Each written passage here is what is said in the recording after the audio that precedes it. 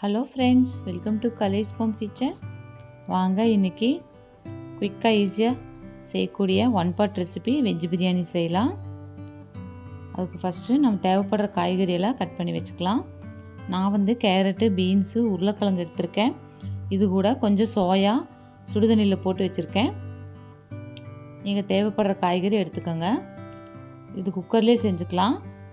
நான் 2 table spoon oil add பண்ணிக்கிறேன். இது கூட கொஞ்சம் நெய் ஊற்றிக்கலாம். ஒரு 1/2 டேபிள் ஸ்பூன் ஜீரகம் ஆட் பண்ணிக்கலாம். கொஞ்சமாக சோம்பு போட்டுக்கலாம். ஒரு பெரிய வெங்காயத்தை ஸ்லைஸாக கட் பண்ணி போட்டுக்கலாம்.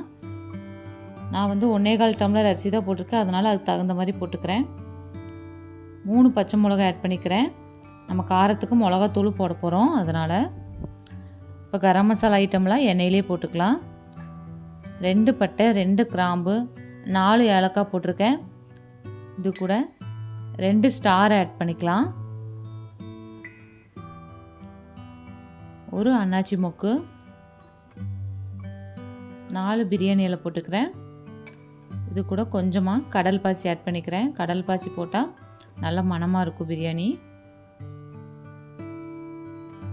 இந்த பிரியாணி ஐட்டமெல்லாம் நல்லா எண்ணெயிலேயே வதக்கி விடலாம்.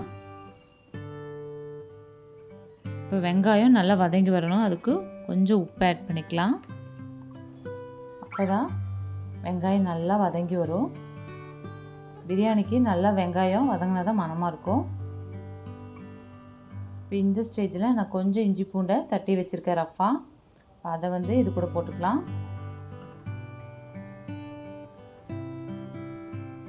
நான் எந்த மசாலாவும் அரைக்கல, அதனால் நம்ம குயிக்காக ஈஸியாக செஞ்சிடலாம். இஞ்சி பூண்டு நல்லா வதங்கினதுக்கப்புறம் நம்ம இது கூட ஒரு கைப்பிடி அளவு புதினாவை போட்டுக்கலாம். கொஞ்சமாக கொத்தமல்லி தழை இது கூட போட்டுக்கலாம். இதெல்லாம் ஒரு வதக்கிக்கலாம். மீடியம் ஃப்ளேம்லேயே வைங்க அடுப்பு.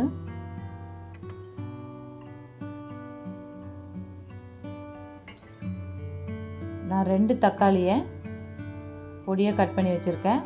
அதை வந்து இது கூட சேர்த்துக்கலாம். நான் 1/4 டம்ளர் அரிசிங்கனால 2 மீடியம் சைஸ் தக்காளி போட்டிருக்கேன். நீங்கள் தேவைப்படுற அளவுக்கு தக்காளி ஆட் பண்ணிக்கோங்க. இந்த தக்காளி நல்லா வதங்கி வரணும்.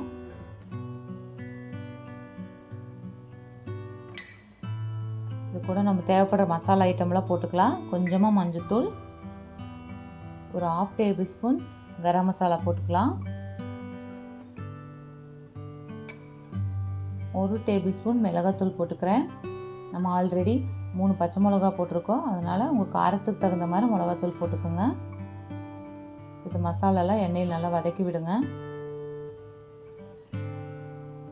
தக்காளி நல்லா எண்ணெயில் மசிஞ்சு வரணும். நல்லா வதக்கி விடுங்க. இப்போ பாருங்கள், நல்லா மசிஞ்சு எண்ணெய் பிரிஞ்சு வருது.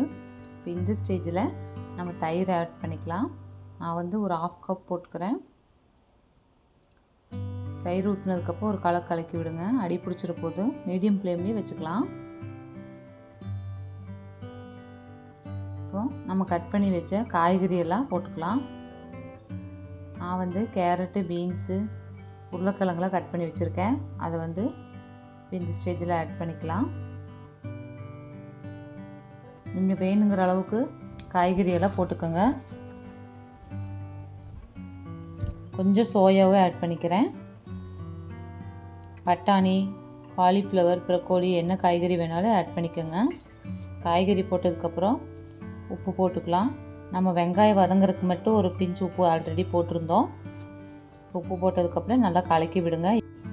ஒரு 2 நிமிஷம் நல்லா எண்ணெயிலே வதக்கி விட்டால் தான் காய்கறியெல்லாம் காரம் நல்லா பிடிக்கும். நல்லா வதங்கினதுக்கப்புறம் அரிசி ஆட் பண்ணிக்கலாம். நான் ஒரு 1/2 hour முன்னாடி அரிசி ஊற வச்சுருந்தேன். நான் எப்போ நார்மலாக செய்கிற சாப்பாடு அரிசி தான் ஊற வச்சுருந்தேன். 1/4 டம்ளர். அது வந்து இப்போ நல்லா போட்டு அதையும் நல்லா கலக்கிக்கலாம் எண்ணெயிலேயே. 1/4 டம்ளருக்கு நான் 2.5 டம்ளர் தண்ணி எடுத்து வச்சுருக்கேன். இதே பாஸ்மதி ரைஸ்னால் 1க்கு 1.5 ஊற்றினா போதும் நீங்கள் ஊற வச்சா. இது வந்து 1க்கு 2 டம்ளர், அதனால் நான் ஒரு 2.5 டம்ளர் எடுத்து வச்சுருக்கேன் தண்ணி. நல்லா வதக்கி விட்டதுக்கப்புறம் தண்ணி ஆட் பண்ணிக்கலாம்.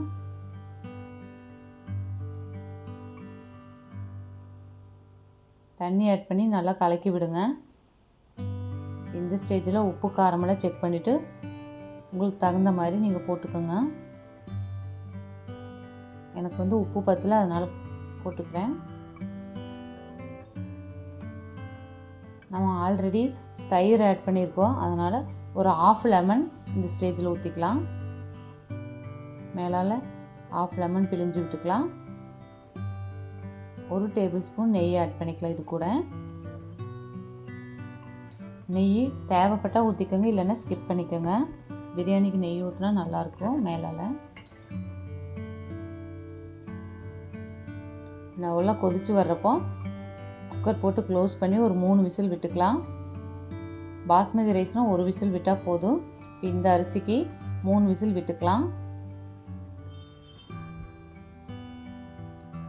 இப்போ 3 விசில் சாப்பாடு நல்லா பளபளன்னு இருக்குது பாருங்கள். நல்லா சூப்பரான வெஜ் பிரியாணி ரெடி ஆயிடுச்சு. உங்களுக்கு பிடிச்சிருந்தா இதே மாதிரி நீங்களும் செஞ்சு பாருங்கள். இந்த ரெசிபி உங்களுக்கு பிடிச்சா லைக் பண்ணுங்கள், ஷேர் பண்ணுங்கள், பெல் பட்டன் அமுத்தி சப்ஸ்கிரைப் பண்ணுங்கள். தேங்க்யூ.